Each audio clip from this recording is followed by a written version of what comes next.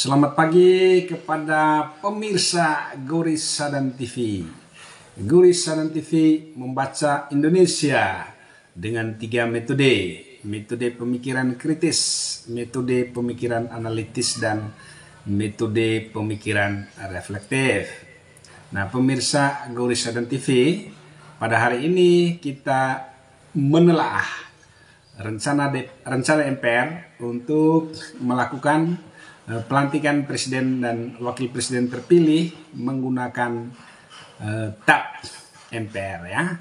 Sebagaimana kita tahu bahwa Undang-Undang Dasar 1945 amandemen yang keempat ya, itu mengatakan bahwa khususnya di pasal 3 ya, poin 2, Majelis Permusyawaratan Rakyat melantik presiden dan wakil presiden ya.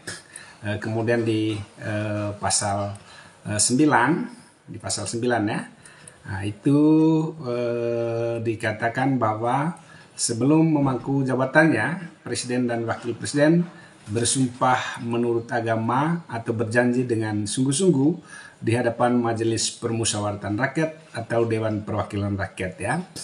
Dan janjinya sebagai berikut: sumpah presiden, wakil presiden.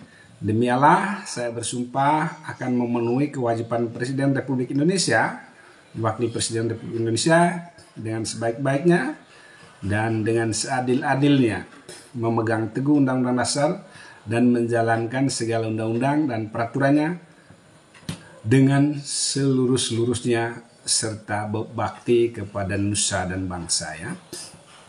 Nah, baik di pasal 3 maupun juga di pasal 9 Undang-Undang Dasar 1945 tidak dikatakan bahwa pelantikan presiden itu menggunakan TAP MPR. Apalagi kalau TAP MPR-nya itu diatur di dalam tata tertib ya, yang dibuat oleh MPR ya. Nah, saya mengira bahwa konstruksi berpikir dari MPR yang merencanakan pelantikan presiden dan wakil presiden menggunakan TAP MPR ini berangkat dari sebuah situasi atau kondisi politik yang abnormal ya, yang tidak normal ya. Nah, tidak normalnya yang pertama barangkali MPR ya melihat bahwa pemilu 2024 ini yang menghasilkan presiden atau yang memenangkan Prabowo dan Gibran merupakan pemilu yang paling brutal ya. Banyak orang mengatakan bahwa pemilu 2024 merupakan pemilu yang paling brutal dalam sejarah Republik ya. Brutal khususnya di dalam hal money politik ya, penggunaan uang, kemudian juga politik sembako ya.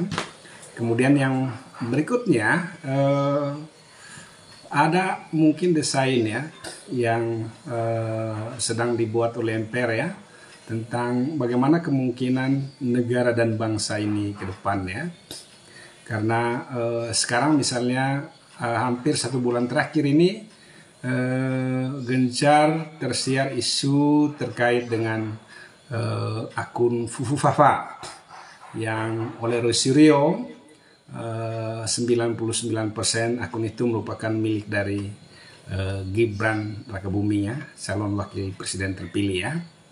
Nah, jika dengan demikian, maka tentu saja MPR melantik presiden dan wakil presiden ini dengan TAP MPR tentu saja berangkat dari sebuah desain ya, kondisi politik yang ke depan barangkali ada kemungkinan yang sangat besar ya, jika terbukti kemudian juga ada anggapan dari dari MPR ya, bahwa wakil presiden yang terpilih terbukti melakukan pelanggaran ya Undang-Undang Dasar atau juga tidak memiliki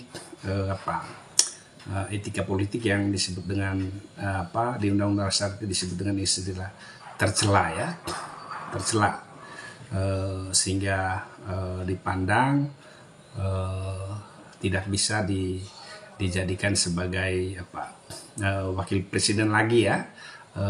Konstruksi di dua ini mungkin juga ya, mungkin menjadi dasar dari MPR membuat pelantikan presiden dan wakil presiden ini menggunakan tap MPR ya. Nah, ini dua situasi abnormal ya, abnormal karena sebelumnya belum pernah di Republik Indonesia ini presiden dan wakil presiden terpilih itu dilantik menggunakan tap MPR ya. Karena kalau kita lihat dari struktur hukum di Indonesia, nah saya membaca sedikit apa yang dikatakan oleh Kompas ya. Kompas kemarin mengatakan bahwa Ketua MPR Bambang Susatyo mengatakan bahwa masuknya pelantikan Prabowo Gibran ke tap MPR sesuai dengan pasal 120 ayat 3 perubahan tata tertib MPR ya. Jadi ini format hukum yang tidak masuk di dalam logika hukum ya, logika publik ya.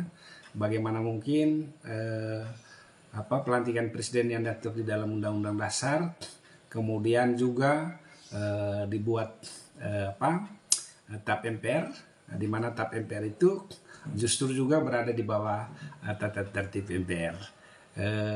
Ya saya rasa publik memiliki nalar hukum yang lebih luas ya. Kemudian juga ini juga menjadi isu yang menarik bahwa menurut Bambang Susatyo selain Prabowo Gibran, pelantikan presiden dan wakil presiden juga pada periode berikutnya itu menggunakan tap MPR ya. Berikut ini adalah kata-kata yang disampaikan oleh Bambang Susatyo. Dia mengatakan bahwa keberadaan ketetapan MPR tentang pelantikan presiden dan wakil presiden tertuang dalam perubahan tata tertib MPR, yakni pada pasal 120 ayat 3 ya, yang berbunyi pelantikan presiden dan wakil presiden ditetapkan dengan ketetapan MPR ya. Nah, saya rasa publik punya nalar